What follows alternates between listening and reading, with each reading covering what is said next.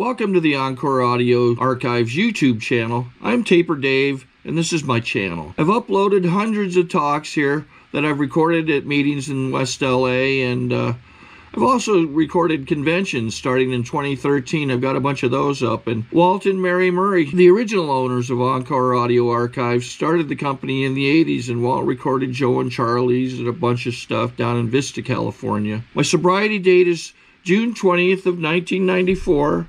I hope you find something you like, so please like and subscribe to my channel and comment down below.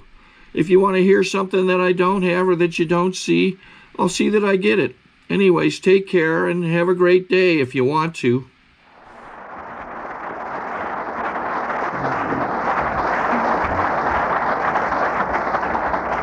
Thank you. Speakers are a dime a dozen. It's hard to get a good chairman.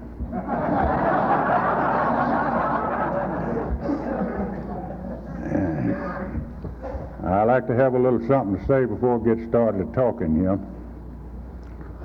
And just before this meeting started tonight, Bob P. back yonder said he would give me a dime if I'd say something nice about him. And since I was broke, I started to do it. And then I remembered something that my sponsor said to me a long time ago. Oh boy, if anybody ever lets you talk, there's three things that I want you to do. Number one, you stand straight behind that podium. Number two, you look straight at those people out there. And number three, you tell the truth. And so I didn't get the dime.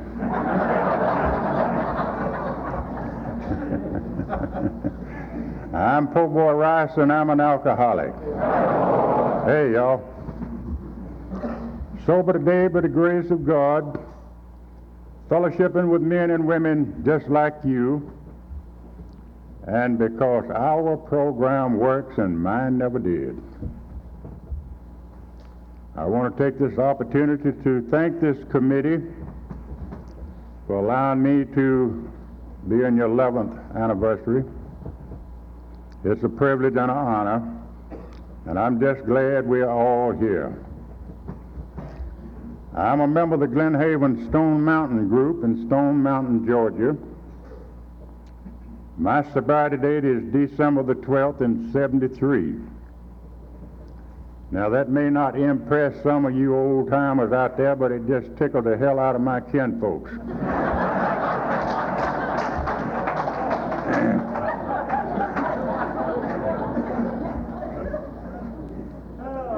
And just before I came in here, my old buddy Rawhide out there said, Po' Boy, you be sure and tell them folks in there that you're a little bit old-fashioned and you kindly countrified, because if you don't tell them, they never will know it.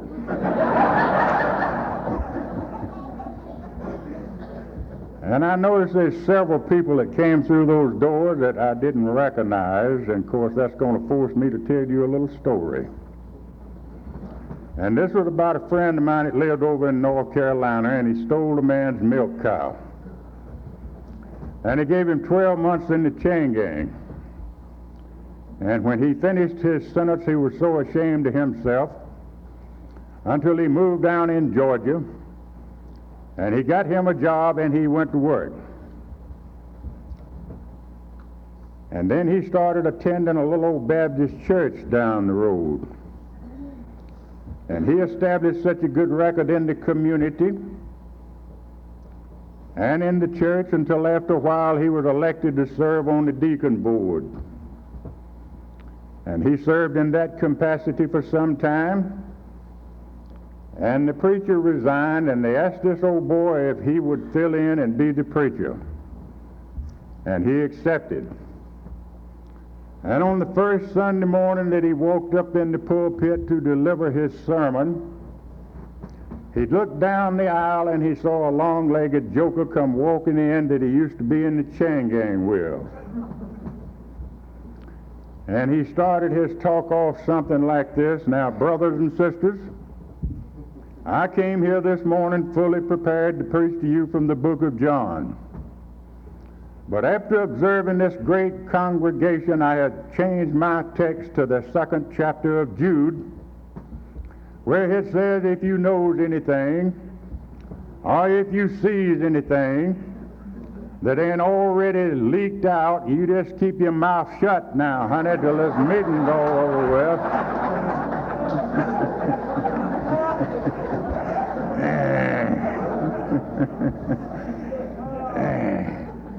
Joy, Jim, I did quite a bit of research before I found out there ain't no 2nd chapter of Jude. But it worked. Well, thank God we can laugh. I love to laugh, and I love to see other people laugh. It is some of the best medicine I've ever found in my life. It'll help you digest a good load of them turnip greens. But when I laugh, I have to remember that one day I cried. How about you? Yes, Lord. I cried on that pillow long enough. I like to laugh today. I don't have to cry no more. That textbook that says Alcoholics Anonymous on it says that our stories disclose in a general way what we used to be like, what happened, and what we are like now. And that's the part I like to talk about, is what it's like today. But in order to follow those directions, I have to point out a few things that's not too pleasant to talk about. I was born a little over 75 years ago over here in Rockdale County. And my old daddy was a sharecropper and a moonshiner. And I think we were about the poorest folks who was in Rockdale County. We lived on a big plantation. And everybody that lived on that plantation sharecropped and made liquor for the boss. And up at what we call the big man's house, he had a little commissary around in the back. And these poor white folks and these black folks would have to go up there so often and go around to the back door. And I have followed my old daddy up there many a time and watched him stand with his hat in his hand and say, would you please let me have this, or would you please let me have that? And I saw that, and I resented that. I think those resentments started back just as far as I can remember. And of course that got me into a lot of trouble later on. I don't know just how old I was when my old daddy moved us to the city of Atlanta. And he moved us into a part of the city, and if you know anything about Atlanta, you know about this part. They called it Cabbage Town. Then, as it is today, it was a real slummy era.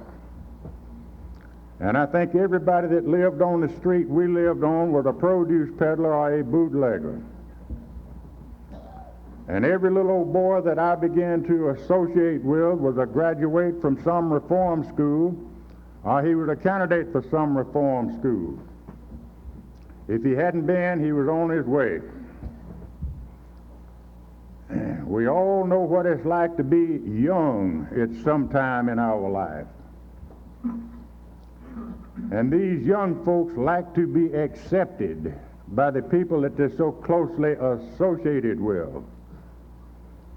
And of course, I'm no different from anybody else, and I wanted to be accepted by these kids that I was so closely associated with. And I can remember there would be a time some of these kids' dad would buy them a bicycle, and my dad was so poor he couldn't buy me one, and I'd steal one. And a little bit later on, some of these kids' dad would get them an old hot rod. And my dad couldn't buy one of those, and I'd steal one. So I always had just as much as the rest of the kids, but mine was all hot.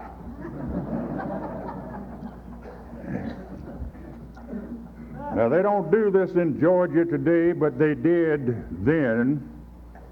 And this was in March 1929. And I was 16 years old. And they had me up in that Fulton County courthouse. I found out that the law frowned on some of them things I was doing. And I never will forget what that judge told my mother.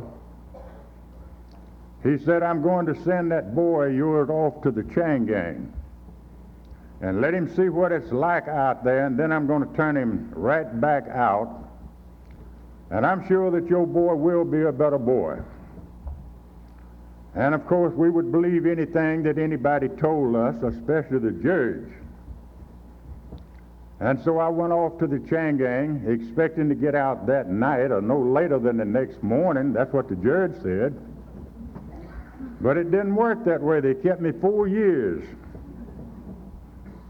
And so here, once again, mixing and mingling with the people that I was so closely associated with and wanting to be accepted, I became a real smart aleck. Now, I've got another name for that, and I guess you have too. I hated everything that stood for law and order, honesty, decency, and respectability. And that's what I was like 4 years later when I came back out on the streets of Atlanta. And I drank liquor day and night. I couldn't tell you how old I was when I had my first drink of liquor. I was probably in diapers. My whole family drank liquor, and everybody we knew drank liquor, and we didn't see anything wrong with it. And so I drank liquor. And just a few days after being released from the chain gang in a drunken stupor, one night on the outskirts of Atlanta, I wrecked an automobile and I killed my mother. And I never got over that for a lot of years and a long, long ways down the road. And I could hear Mama crying and pleading and begging me to slow that car down, and I wouldn't do it. I was a smart aleck. And I lost my mama. And I lived with that guilt for many, many years. And then I began to run with some of the worst people in this country. And eventually I was caught, tried and convicted and sentenced to serve over 100 years this time. And so back to the chain gang I went, and my only hopes of ever being out again was to run out. And I run all of my life and all over Georgia. And I escaped, or I attempted to escape from every institution that I was confined in except the last one. So many of those men that I was so closely associated with are not around today. Some of them were shot down and killed trying to escape. Some of them were shot down out on the highways or the streets by our policemen. And some of them went to the electric chair. So my friend, just by God's amazing grace, that I could stand here this evening and try to share a little of my experience, strength, and hope with you, that I might bring a simple little old message that might help somebody out there, because one day somebody brought me a simple little old message. And this is what it's all about. This was back in the days when they used the old sweat boxes in Georgia and the old stocks as punishment. And these old sweat boxes they used then was made like a coffin. It stood up on its end, and it had a door to it, and you backed up into it, and they would close that door right up against your face, and they'd bore a hole there for you to breathe through. And you couldn't turn around and you couldn't sit down. You had to stand in that one position. And I stood in those old sweat boxes until my feet would swell up and bust my shoestrings. And I swung by my wrist up in those old stocks until the back of my hands were paralyzed for several years after these things were abolished in Georgia. And they whipped me with everything imaginable, and I continued to get worse. Because, my friends, we do not win people like that. Sometime today people will say, poor boy, how do we win them? And I'm glad to tell you. There's a little old four-letter word that says L-O-V-E, love. And this is the kind of love I want to be talking about this evening. I've seen it move men that you could not move with a Thompson submachine gun. This is why this is such a great fellowship. It is because of the love, the understanding, and the identity of one drunk working with another drunk. This is what it's all about. Eventually, the federal government built a place over in Tatnall County that we call Reedsville, which is one of our state penitentiaries today. And I was one of the first convicts to enter that new prison in October 1937. And they locked me in a little cell for 8 months until they could open up a rock quarry over yonder at Dallas in Paulding County. And I was transferred over there. And I remained over there in that rock quarry for 3 years. But I managed to escape on 2 different occasions, and they sent me back to Reedsville under what they call a stop order, never to be transferred out again. A short time later, we got a new warden down there, and out of 2,500 convicts, he picked 10 of us with the worst escape records. He said, carry these men to maximum security. They'll never come back to population as long as I'm warden. We had a lot of friends and we had a lot of connections. And 30 days later, we escaped from maximum security and came downstairs, and we captured the whole inside of the penitentiary. Now, this has never happened before, and it's never happened since then, but it did happen then. We'd taken over the front office, the powerhouse, the switchboard, and I walked down through those cell blocks with a market basket full of keys, and I turned everybody out that said they want to run away. And so I let 100 out. We threw that main switch, and we had a complete blackout. The tower lights, the inside lights, all went out at one time. And there was 25 of us went out those front doors and taking cars off of the yard. And the other 75 I let out went down and broke into the commissary and got all that juicy fruit chewing gum and brown mule chewing tobacco. They didn't want to run away. They were just full of larceny and wanted to steal something.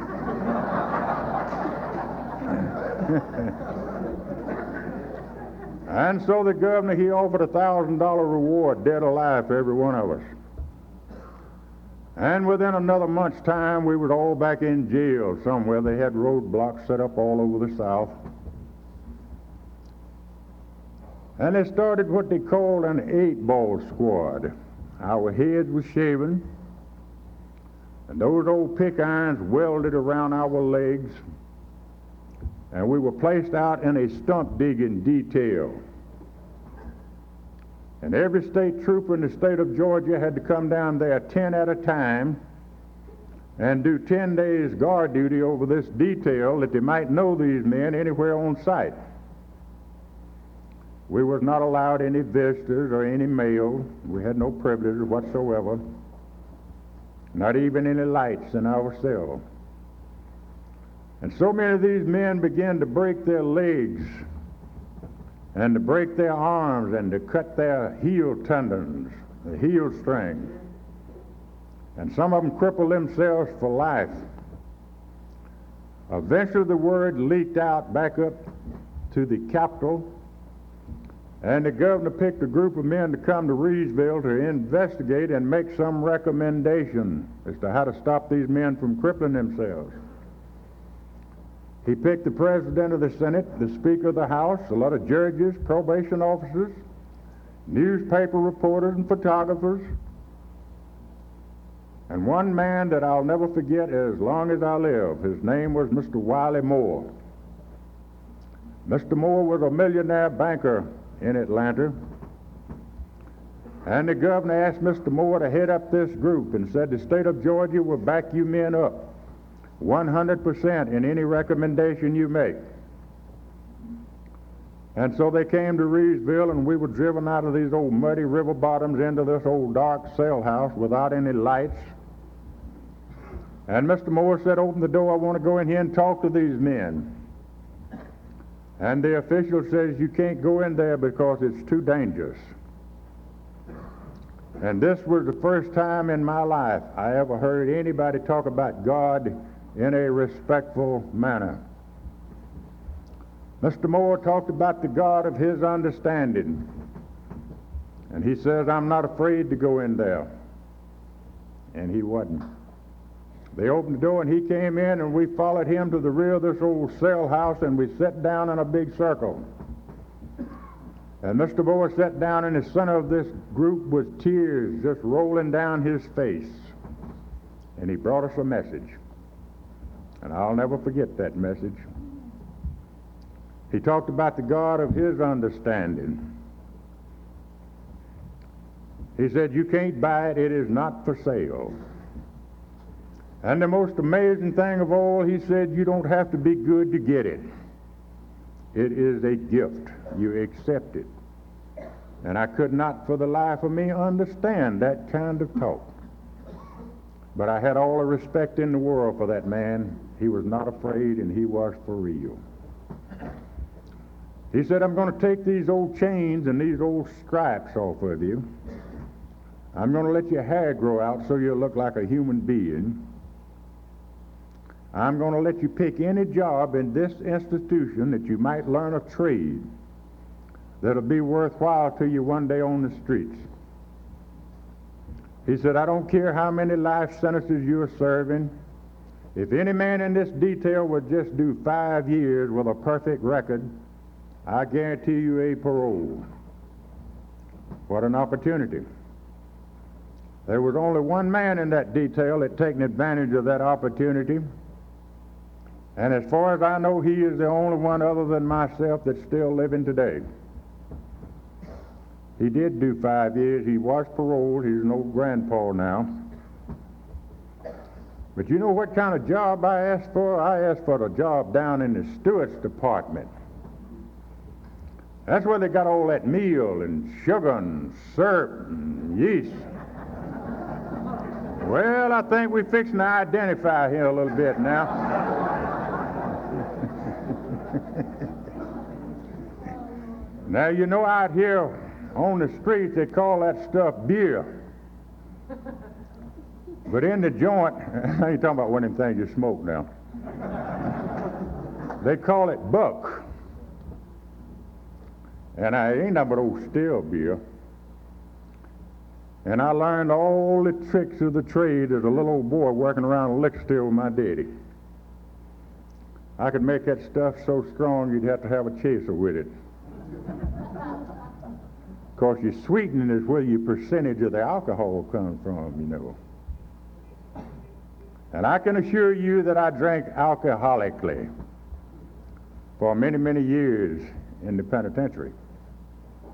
Somebody said, "Poor boy, how you get in there?" I got news for you there. It's easier to get in there than it would be over here in Cartersville.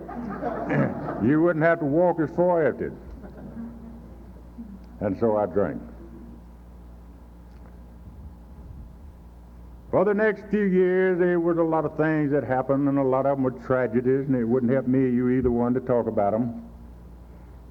But there was a lot of humor along the way. And I like to look at the humorous side of life. And some of it was humorous. Most everybody has a nickname. Now, they call me Po' Boy. And I had a little old buddy there that would weigh about 75 pounds soaking wet, and they called him Hitler.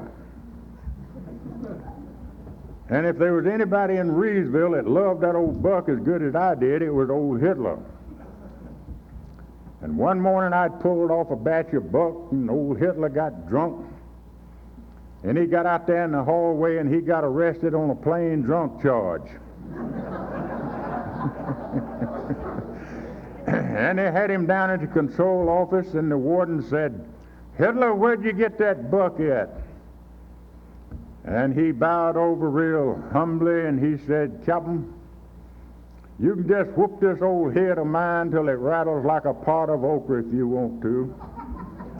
And I ain't gonna say one word against my good friend Po' Boy Rice. That's okay."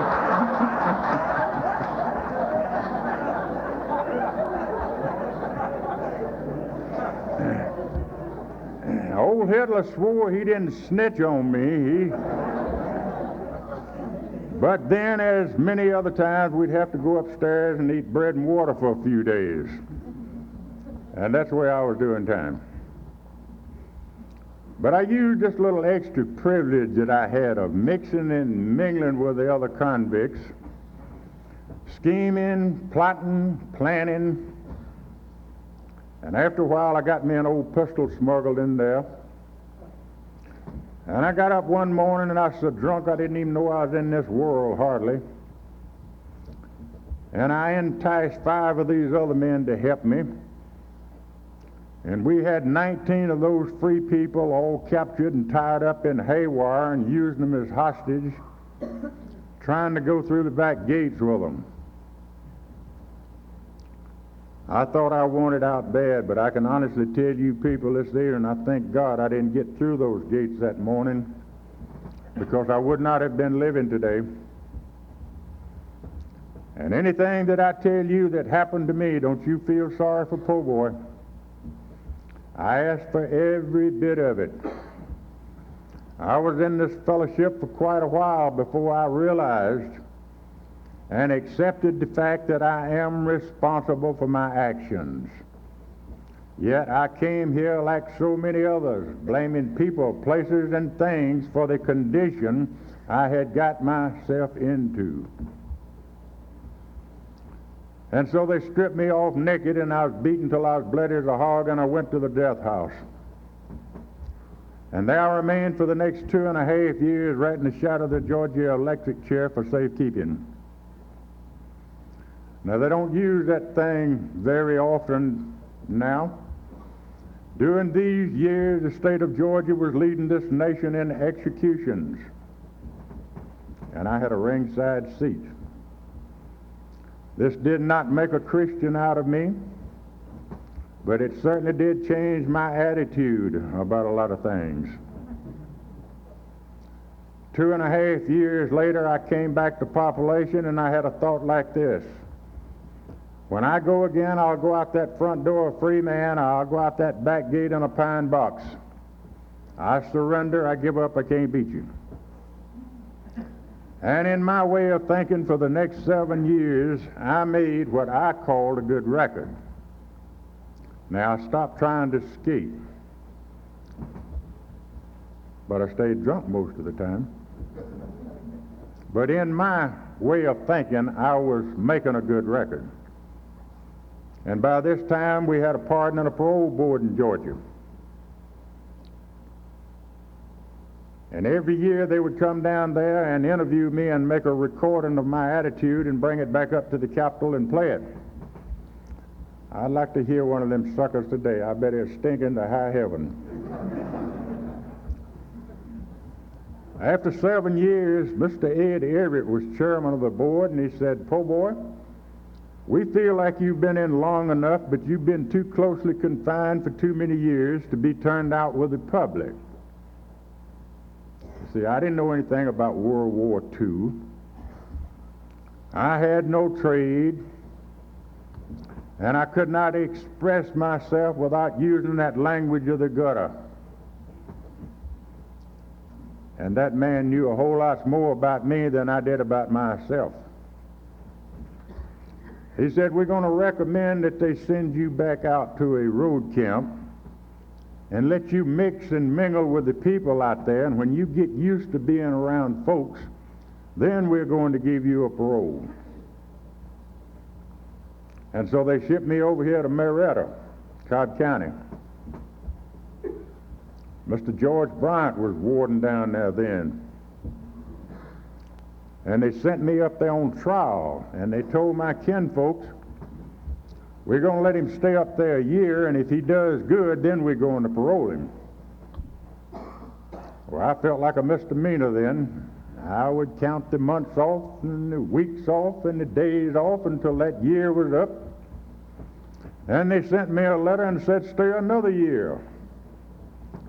And that like to broke my heart. I could not understand that kind of talk. I found out later on that they did this for psychological reasons, to see if I could stand a little disappointment. Because, you know, we do run into them occasionally out here. And I was a real weak individual, and I didn't handle disappointment too well. All these years that I'd been gone, my little old brother and sister had grown up, and they had families of their own. And they had all become church people. I never could understand why they wouldn't talk to me about God. I guess they thought I was just a hopeless case. But I had a thought like this. The whole state of Georgia now, they have lied to me. And when my people come out here to see me Sunday, I'm going to get what little money they got, and I'm going to leave, because I could have left real easy then. I was so bitter at the state of Georgia that morning, and I wanted my brother and my sister to feel the same way I did. And they just dropped their head and began to cry. And I didn't know how to fight anything like that. My sister says to me, I know you don't have a God, but I do. And she says, there's an awful lot of people praying for you.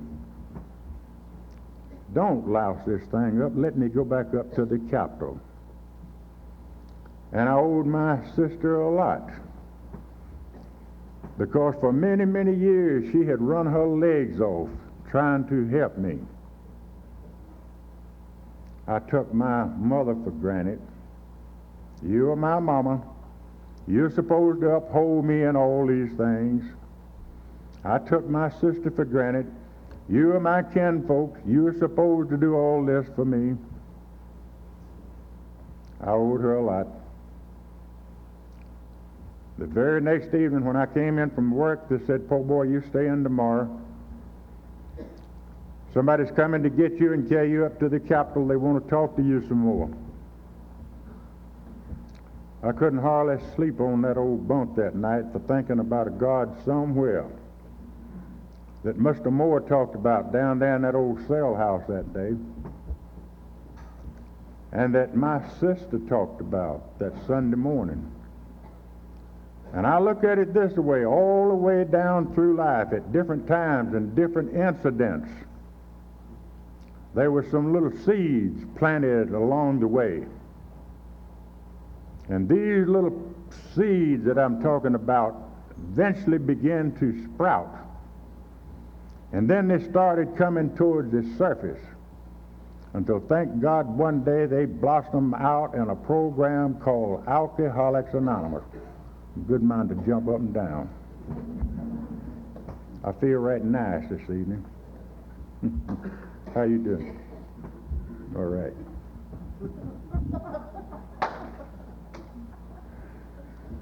They carried me up to the Capitol. There's a lot of people up there representing me. I didn't know them, they're just friends of my family. And they said, we're going to reconsider, and we'll let you know what our final decision is in about 10 days or 2 weeks.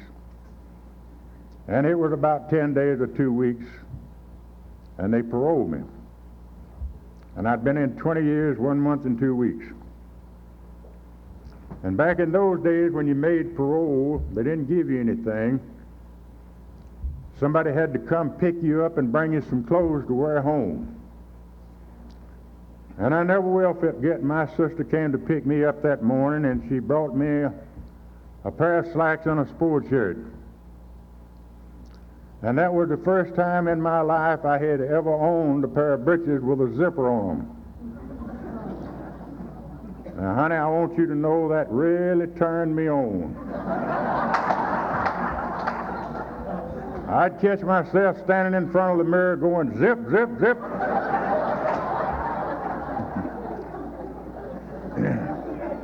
That's what I was like when I come home to live with my sister. And every time the doors of the church was open, my people all went. And it was sort of a take it or leave it proposition. Now, you can go with us or you can stay here at home by yourself. And so out of curiosity, I went to church. And I went for all the wrong reasons. I met a lot of wonderful people up there. People who wanted to help me. But a person who had lived like I had so long, I kept everybody at a distance and you couldn't get close to me. And I refused the help that was offered me. But there was one good thing that came out of me going to church. And this is where I met a little lady, and her name was Flo. And there's a lot of people here this evening that remember this little lady, Flo, that played such a major part in my life. That was the best thing that ever happened to me in my life is when I met Flo, because I needed somebody. And a short time later, Flo and I got married, and we rented some furnished rooms. And there was two men in that church got me a job digging ditches for a plumbing company. I'm a good ditch digger. And I went to digging ditches, and me and Flo would go to meeting on Sunday, and I didn't drink liquor. I stayed real busy, real active. And after a while, they gave me a dime raise and made me a plumber's helper. And I stayed with that, and I didn't drink liquor till I got one of those little old cards that said I was a journeyman plumber. And then I went out to Emory University, and I got me a job as a plumber. And I worked out there for 2 years, and I didn't drink liquor. And one morning they called me in the office and said, "Po boy, we hate to tell you this, but this is a big thing in DeKalb County, and there's a lot of folks that knows Po boy Rice. And your past has caught up with you, and we can't work you out here at the university. And we're going to have to let you go." And then that old attitude propped back up. I'll show you. I'll get even. Anybody here feel that way? And that old pride wouldn't let me go home and tell Flo what had happened, because she would have understood. She was a much stronger person than I was, and we could have worked everything out. Full of anger and resentment, and I'll show you. And every morning I'd let her put that bread and meat in a sack, and I'd leave like I was going to work, and I didn't have a job, and I didn't want a job. I was mad. And I didn't know anything about legalized liquor or beer. And I walked in one of those honky-tonks, and I guess I called myself getting even, and I began to drink that stuff. And after a while, I'd be in such a condition I wouldn't go home. I didn't want Flo to see me like that. And most of the time, I just walked the streets of Atlanta all night by myself, drink liquor, cry, feel sorry for Po boy. Anybody ever had anything like that happen? Self-pity. Poor little old me. Pour me another drink.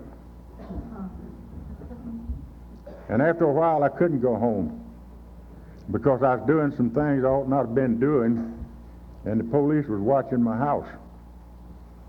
And I knew I was going to have to run again. But I wanted to see Flo just one more time before I run. And I got my brother to pick her up and bring her way out yonder where South 75 is now. A little old motel, and Flo and I spent the night out there that night.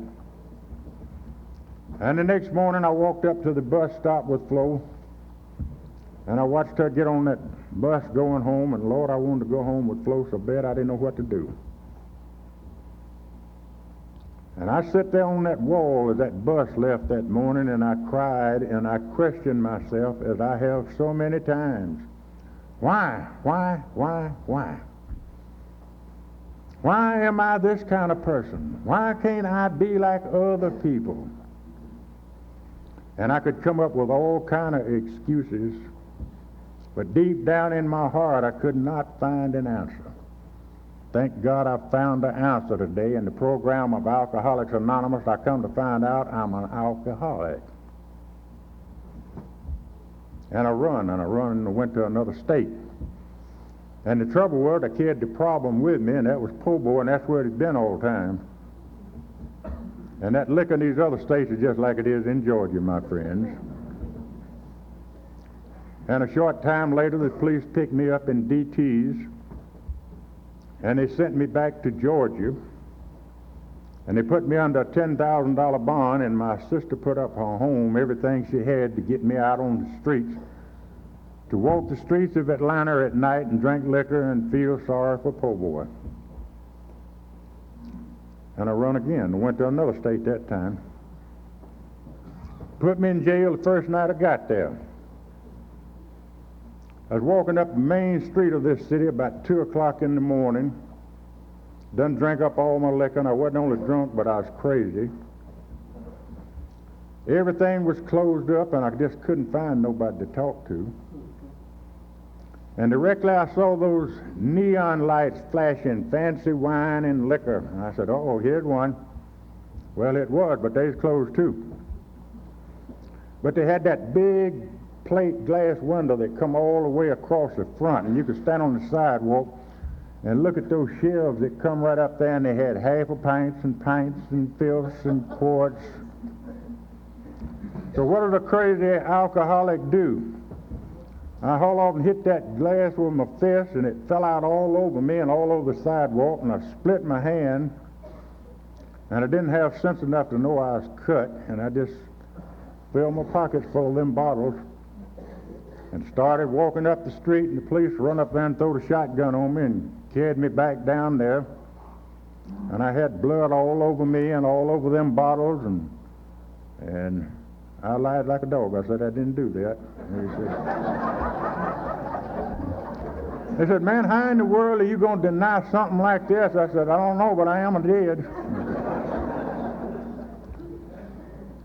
And a strange thing happened. The next morning, there was a city detective trying to question me, and I was about to go into convulsions, and he was scared I was going to die on him.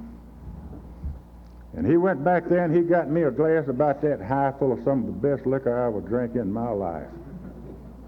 And I believe that glass of liquor saved my life. He said, then don't you tell nobody I did that.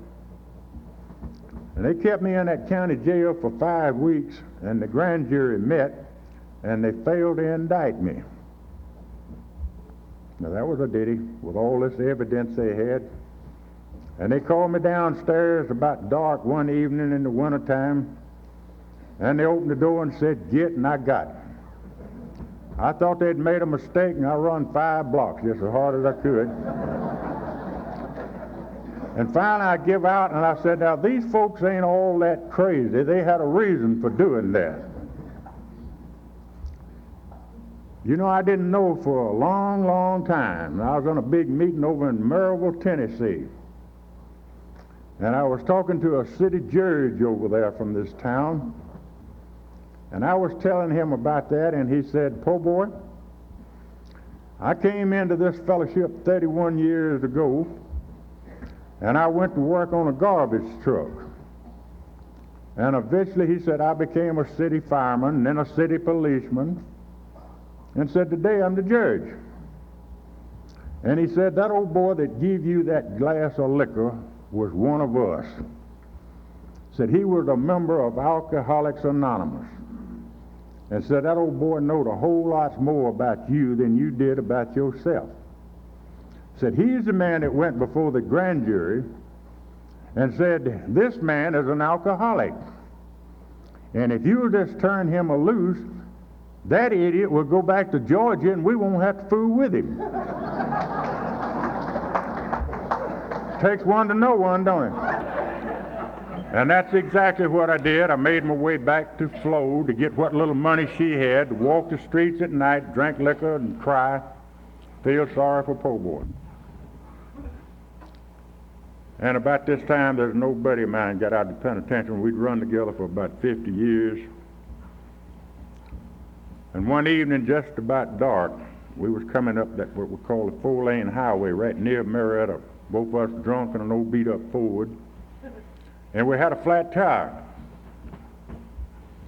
And we didn't have a spare, so we went across the road to a filling station and bought a tire. And the man said, pull your car across over here in this parking lot and I'll put the tire on for you. So here's two drunks trying to get across that expressway. And there's a Thunderbird dealer and his family from up in Ohio. They're on the way to Florida on vacation. And they run over us and tore up our car. And we jumped out and took theirs away from them.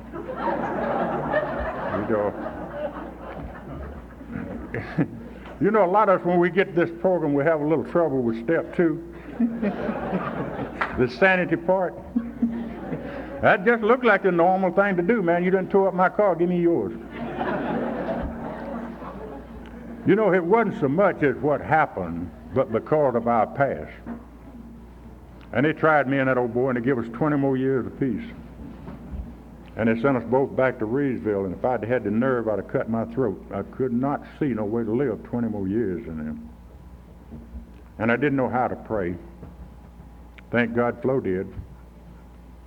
And I'm sure a lot of other people did, because about 14 months later, I believe God answered somebody's prayer. And it was a far different thing from anything I could imagine. They were building a new prison camp down in Stone Mountain Park. And they shipped me up there to put the plumbing in this new prison camp. And when we finished this new prison, the warden had us to install a little chapel out in one end of the mess hall. And he called me out on the front and he said, "Po boy, I have a different assignment for you every weekend." He said, "We're going to be having a church group from all over this area that'll be coming out here holding services." He said, "I want you to stand by the door and welcome the visitors when they come in. I'm going to get some songbooks and I want you to lead the singing. I want you to go back there in those bullpens and form a choir out of those convicts." Of all the dumb things. Ask somebody like me to do something like that. But I'll tell you something that's dumber than that. I wanted to do it. And I knew I wasn't in no shape to do what that man asked me to do. You know, as far back as I can remember, I just never have believed in straddling the fence. Our program tells us half measures avail us nothing. And I knew I had to shape up in order to do what the warden asked me to do, and I didn't know how to pray. I'd seen an awful lot of it in the death house. And my friend, I found me an altar, and it was an old black burnt hickory stump out in the woods. And I dropped down on my knees by that old stump, and I said something like this: "God, if there is a God, whoever you are and wherever you at, I give what's left of old po' boy to you. I ain't gonna run no more, Lord. I'm so tired of that old ugly, dark, and negative side of life. I give up." My vocabulary won't put into words what I felt that day. But since that day and since that hour, I've never wanted to rob, steal, or kill nobody since then. But I want to share something very important with you. He left me an alcoholic. And I hope I never see the day when I think I'm cured, because I have seen what happened to some of these folks who think they got cured. I went back in, I did what he asked me to do. I welcomed those visitors, and I led the singing, and I formed a choir. And the good Lord sent one of those honky-tonk piano players out there, and I put him to playing gospel music and formed a quartet. He let me take a bulldozer out in the front yard, and I built a baptizing pool and run hot and cold water. We turned it on. We turned it on. Half measure avail you nothing. I like to look at it this way. This God that I talk about don't have to be in a great big hurry about nothing. He's always right on time. You know, I did that for the next 5 years. Little old Flo, bless her heart, could come out there on Sunday afternoon and sit in those services. And I still had that number on the seat of my britches, but I felt different. Something had happened. 5 years later, they told me one morning, said, "Po boy, I just seen Flo go around the corner up there with your Sunday britches, and it like scared me to death. I thought some of my kinfolks had died. Maybe I was going to the funeral." But that wasn't the case. Miss Rebecca Garrett was chairman of the Pardon and Parole Board then. And somewhere between 6 and 7 years there, she had decided to parole me again. And Flo had come to carry me home. And we didn't know hardly how to talk to each other as we went home that morning.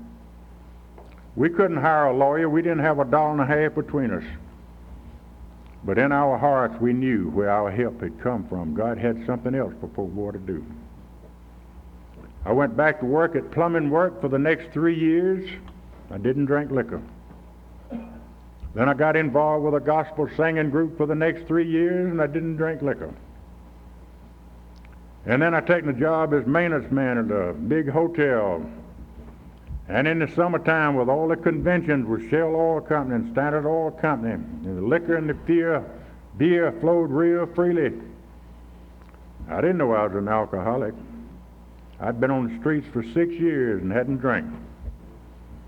And one day I decided I'd drink one of those good old cold Budweisers like these other boys were doing. I can take it. I can leave it alone. My friends, when you read in that textbook that this is a progressive illness, and it always gets worse and it never gets better, please believe it. How do you know, po boy? From personal experience, which is the best teacher I've ever found. And I got drunk. And I stayed drunk for a year. And nobody knowed what to do with me.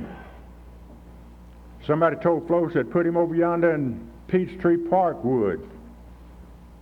And she did, and I went in there drunk and I come out drunk. They had a little deal going over there then. I'm sure somebody around here remembers it. They thought they could taper you off. Now, every 2 hours around the clock, the first 3 days and nights you was in there, you could go up to the nurse's stand, and they'd give you 2 ounces, 100 proof alcohol, and a little juice. And you better believe every 2 hours around the clock, I was standing at the nurse's stand waiting for my medicine. And then I conned the doctor and let me stay on it an extra day because I was a real nervous person.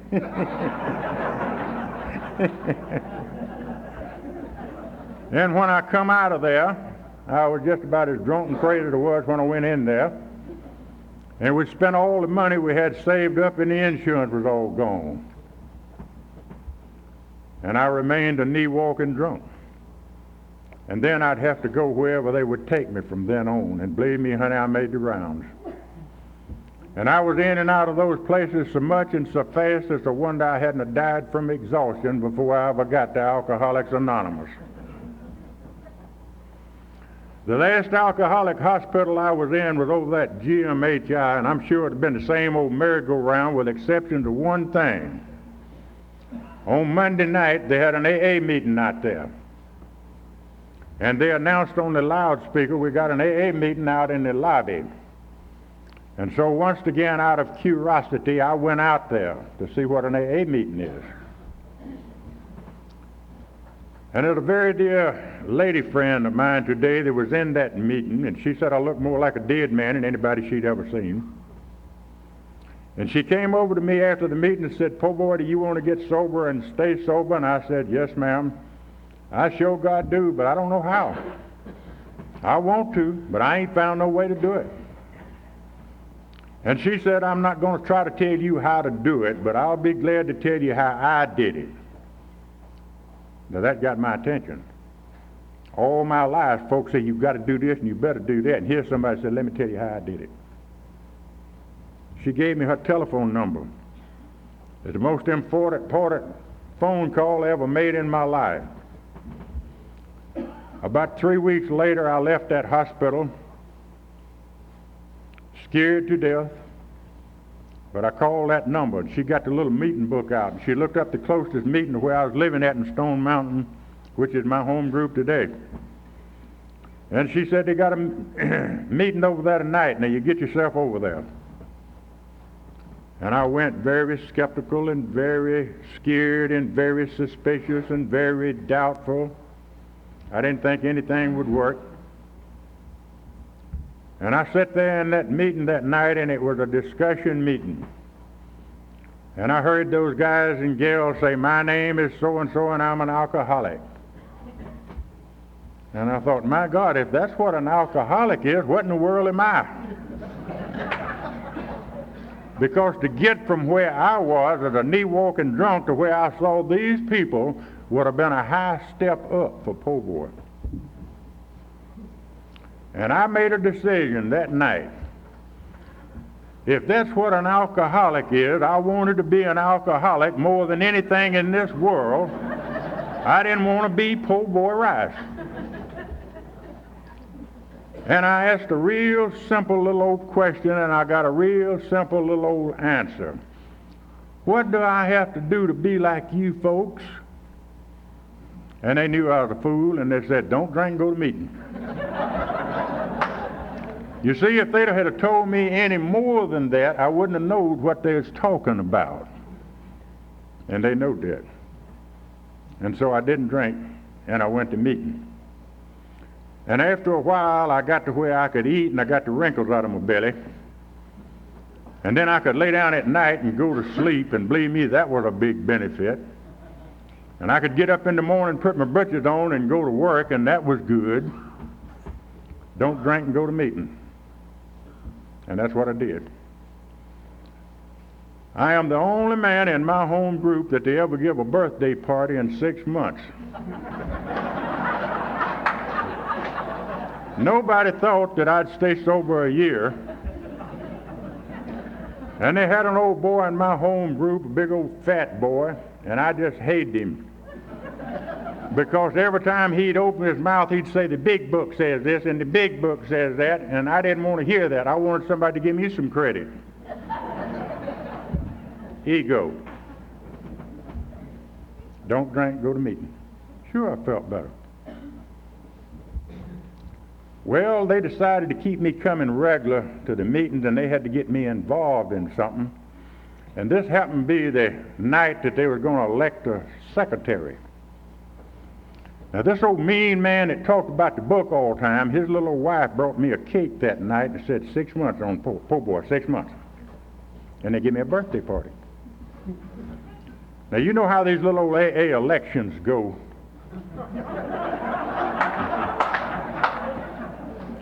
Somebody said, I nominate po' boy. Somebody said, second the motion. I move the nomination be closed, second that. You it, po' boy. What? You secretary.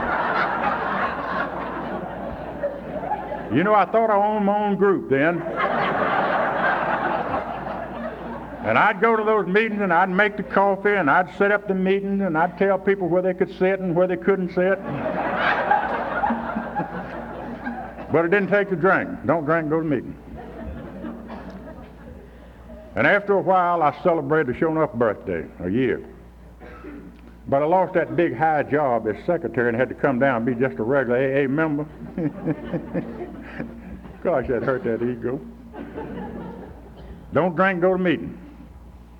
And about 6 months later, taking no action whatsoever, arguing sponsorship, arguing inventory. And those meetings started to get a little bit dull. And it started getting a little bit boring. And my friend, that come as close to getting me drunk as anything that happened since I got to this fellowship. And I knew that if I was going to stay without that drink, and if I was going to get what this program had to offer, I was going to have to stop arguing, and I was going to have to get in the program. And I decided that in order to do that, I'd have to get me a sponsor. Now, guess who I asked to be my sponsor? That old boy that talked about the big book. And I went to him and I said, would you consider being my sponsor? He said, poor boy, I've already seen you celebrate a birthday. He said, what makes you think you need a sponsor? And I said what I've heard so many other people say, well, my program ain't working too good right now. Oh boy had a big old belly, and when he laughed, he wouldn't open his mouth. His old belly just jumped like this. He said, oh, yes, it is, poor boy. I said, your program is working real good.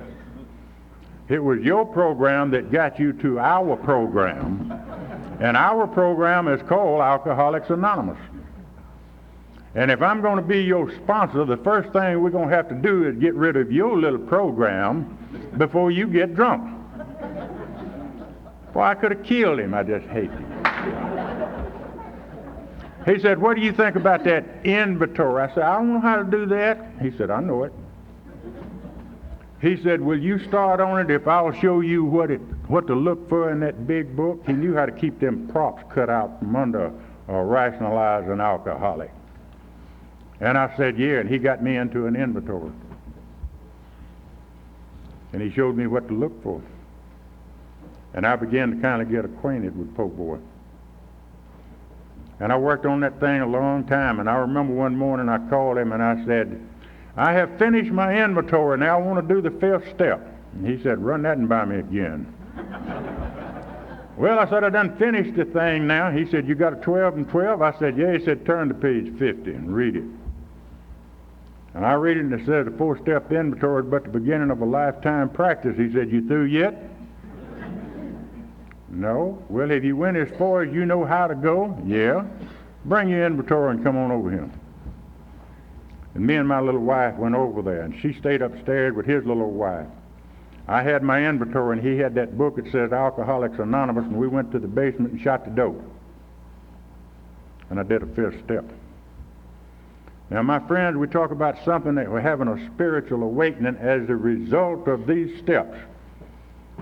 Down there that morning in that basement, me and my sponsor, I had a spiritual conniption fit. And I talked about some things I thought I'd have carried on out there in the graveyard with me. And when I'd finished my inventory, picture in your mind, if you can, here's 2 big old ugly men. And we stood up and we hugged each other's neck. And it's the first time in my life I'd ever told another man that I loved him. I've got one brother that's living today, and I love my brother. But I love my sponsor just as good as I love my brother, because he knows just as much about me, probably more than my brother does. And I needed this man in my life. He told me the truth. And then when I got into this thing about making amends, had I not had his guidance, I know today that I could have really loused up some things. I'm a firm believer in good sponsorship.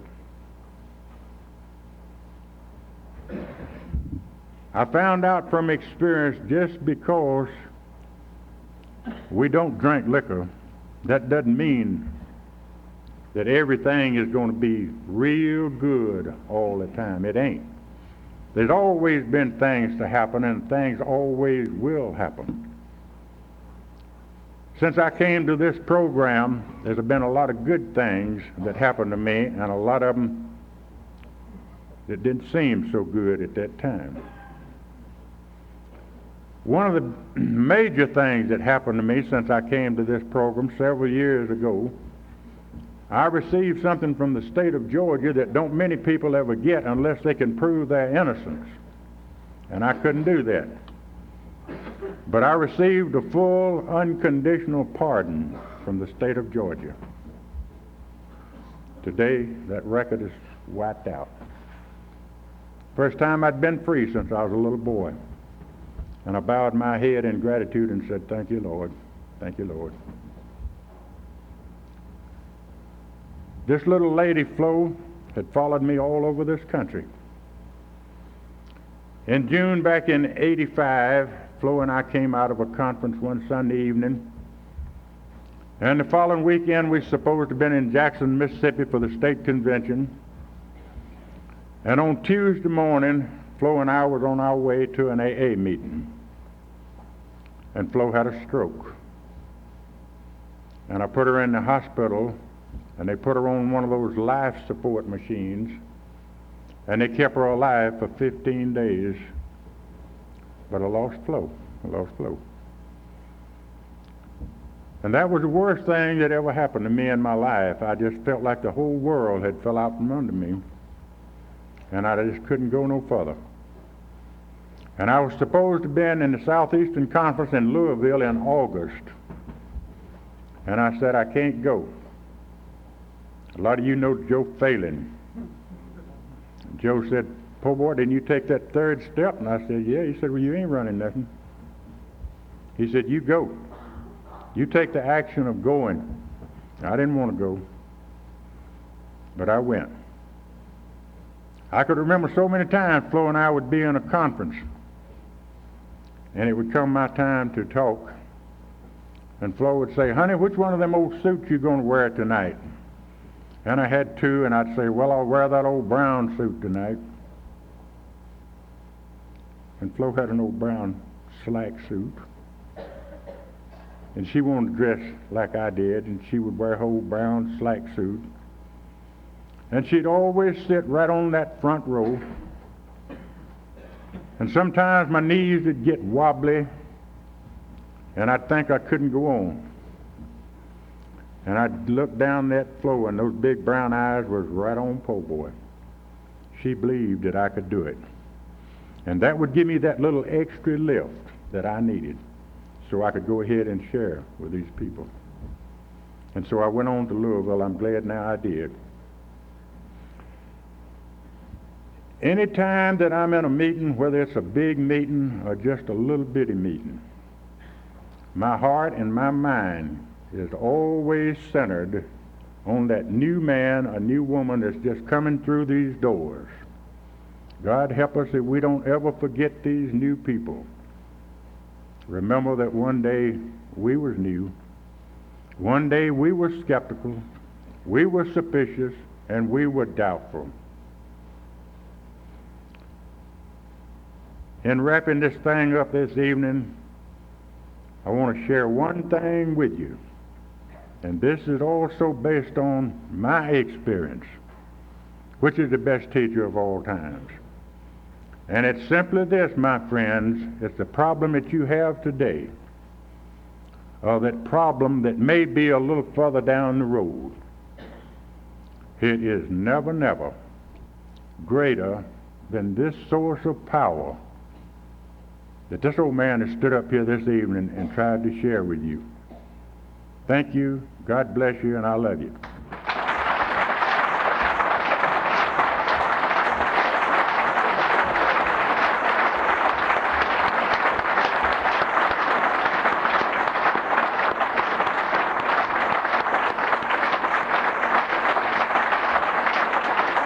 Thank you.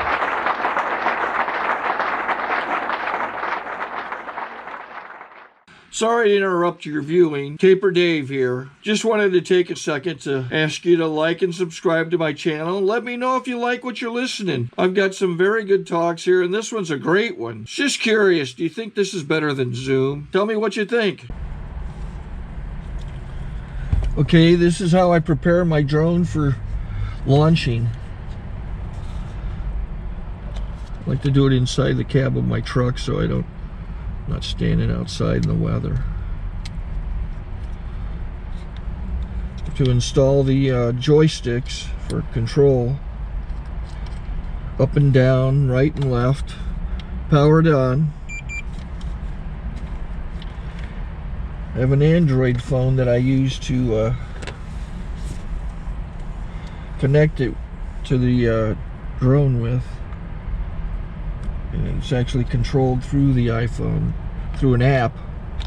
Oops, wrong way.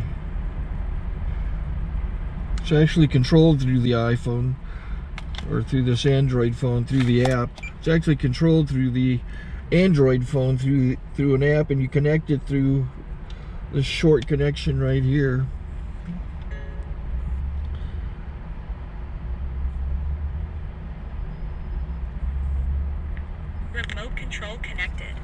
remote control is connected. So I pull out the drone. I have to extend the legs. Long legs extended first, then the short legs. Remove the gimbal protector. Set that aside, then power it on one short burst, then one long burst. I lay it down. So I have to go to calibrate. So the drone's not connected yet. It shows you here as this drone gets disconnected, even though the remote's powered on. So the drone has to establish it's connected. So I go into the app to calibration mode. First I'll calibrate the remote controller. Start calibration. Out, in, out, in, up, down, and then this little wheel is to control the gimbal. So it's calibrated. Go to gimbal calibration, start calibration, and then it calibrates the gimbal. If that shows up, the gimbal's moving all over the place. Changes, you can see it on the video. And I'm calibrated to take off. It's acquired 7 satellites at the moment. There are 26 satellites up in the sky, which it has to acquire before you can take off. So it's connected. It's got enough satellites. This is white. I can go to press this little arrow button, swipe right to take off, and it would start the motors if I slid this to the right, but I'll wait till I get outside. Don't want to do it inside.